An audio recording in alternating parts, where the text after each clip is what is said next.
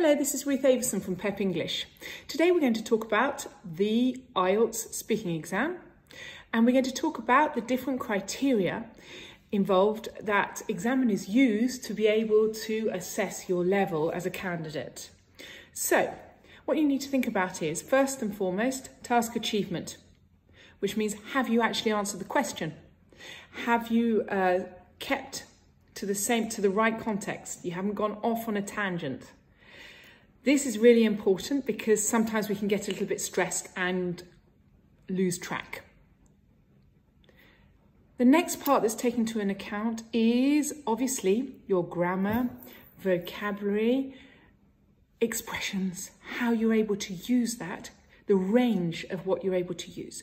So, for example, are you stuck in the same tense all the time? They're looking for you to be able to switch from different tenses depending on what you're talking about. That you are able to use unusual expressions. That's why I'm always posting expressions on social media, because they're so important in any exam, in fact, because that's often the difference between the levels, is your ability to use unusual expressions in context. Obviously, don't just ram them in the exam. You do have to use them correctly in context. So make sure you get lots of practice using these expressions. I post a lot of them, so there you can have a look on Instagram, Pep English, Facebook or YouTube, and there's a whole load of them that you can already learn to help you with your preparation for the exam. Then we're looking for pronunciation. That doesn't mean that you have to speak in a certain way. It doesn't mean you have to speak like me, for example, or like an American, or any, it doesn't matter. The accent is not important. What's important is that you're clear.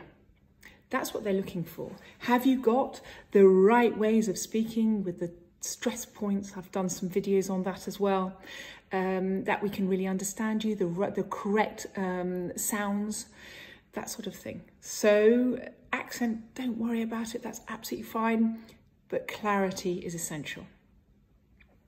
Another point is development, because the idea is that you can be yourself in English. Are you able to explain things in the way you would in your mother tongue? So developing your ideas, explaining what you really mean. I always say, I think, a good thing, and you may have seen in another video of mine, but to think local, global, in my country it's like this, but I know that elsewhere it's like this, this and this, or there's a different mentality, or so those sort of things help you develop, because it gives you a structure to remember. This is not just me. This is really about developing that. There are other opinions, even if it's not yours. You're able to show that you're able to think about other points of view. This is really important. So that I would say, if you can think about those things, get lots of practice, you'll do fine. Thank you.